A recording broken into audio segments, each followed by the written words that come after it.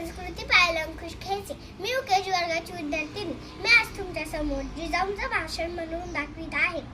मी जिजाऊ बोलते. माझ्या मातीतील माणसांच्या मनात गुलामीची झालर पसरली होती. रयत निश्चित पडली होती.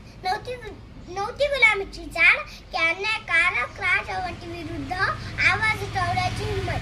अशा वेळी मी स्वराज्य संकल्पक शहाजीराजांच्या मार्गदर्शनाने बाळशिवबल्लभाच्या 12व्या वर्षी येऊन पुण्यात आले. सोबत होते ते जीवाभावाचे सहकारी आणि स्वराज्य निर्माण करण्याचा निर्धार.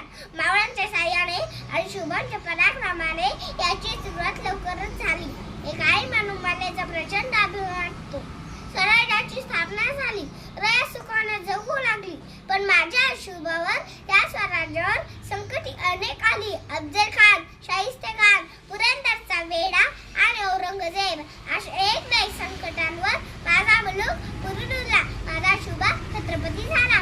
जिजाऊ म्हणून एक विनंती करते की आपण आपल्या मुलांवर शुभासारखे संस्कार करा आणि घराघरात शिवाजी घडवा.